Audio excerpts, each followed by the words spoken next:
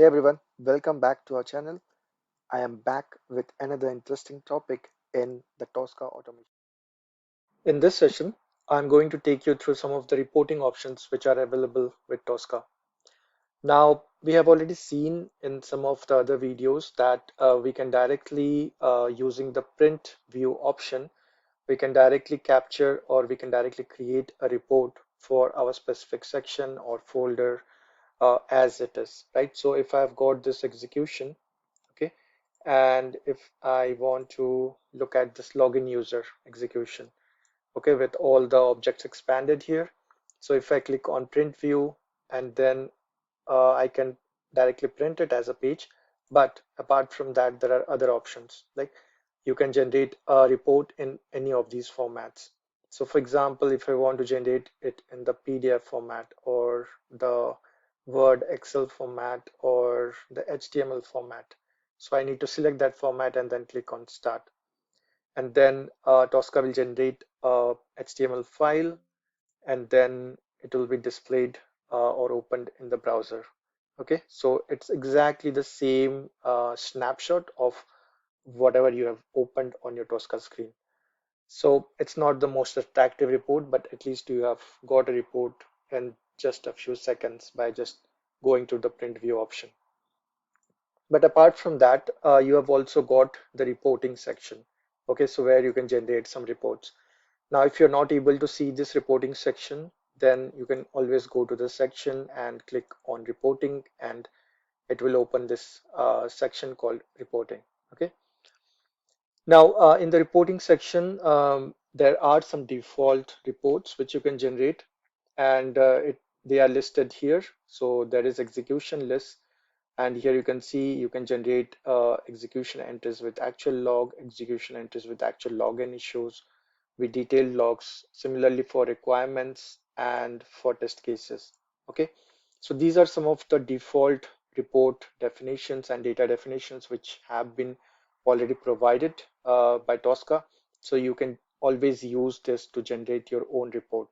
So say for example, let's take this particular scenario, the end-to-end scenario which we looked earlier, right? So we have built this business test case with our execution list linked to it, right?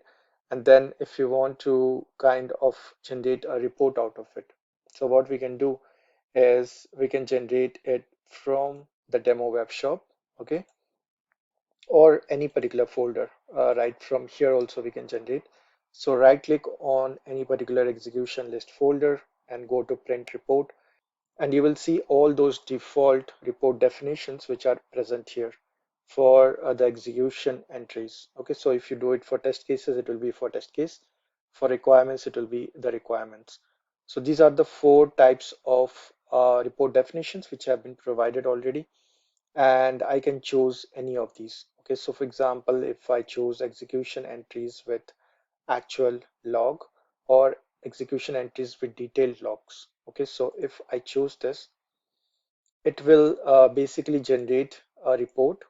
It will again take you to this print option screen, but the report will be a little bit different, okay, because it is based on a report definition rather than just printing out whatever is present on this page. So if I click on start now, again, it will export a document and then it will ask you for some options like, do you want only failed test cases to be shown? I said no. Then it is asking, do you want screenshots included? I will say yes in between. Okay.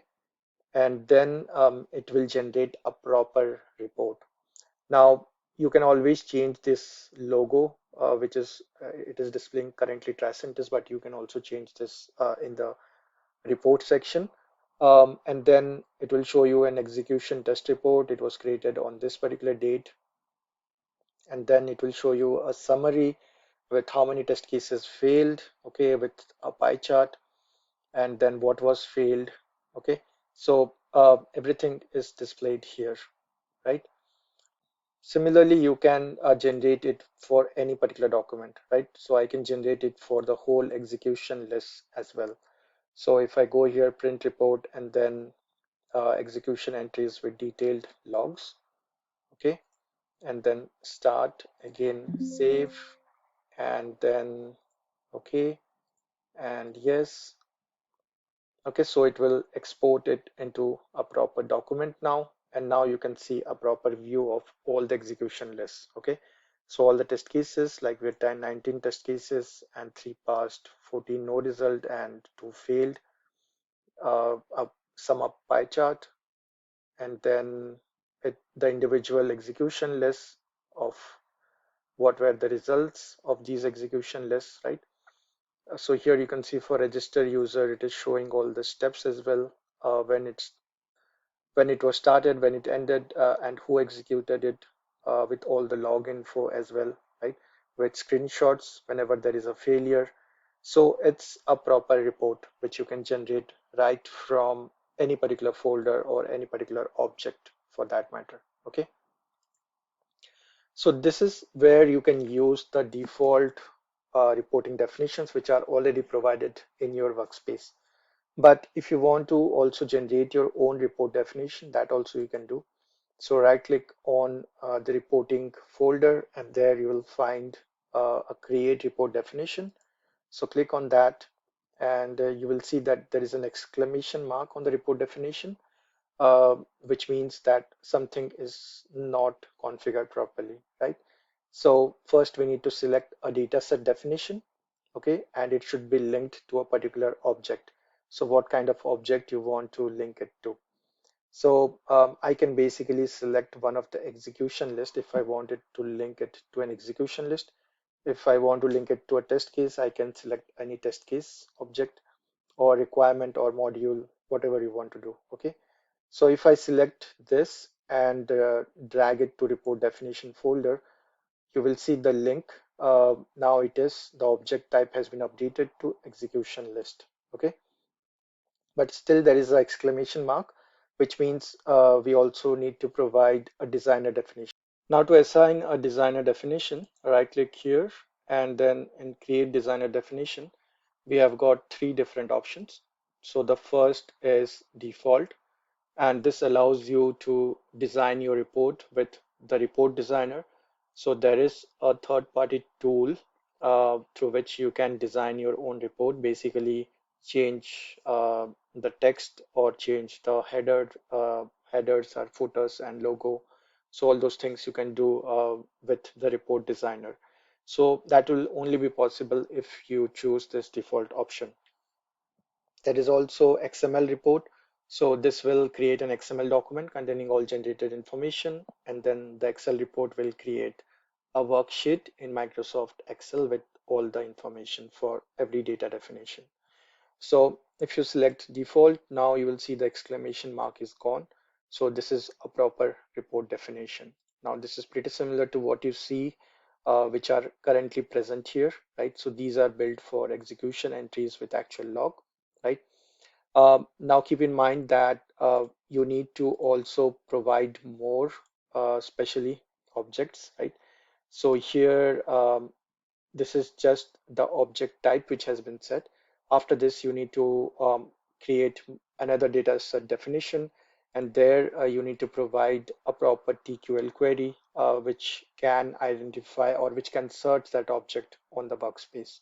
Okay, or else you can select this link and then the object type here, so that it is able to search that particular data set. Okay, so for example, like this end-to-end scenario, so which is a business execution list. So if I say end to end, okay, scenario and then execution list. So here we can now define our own query.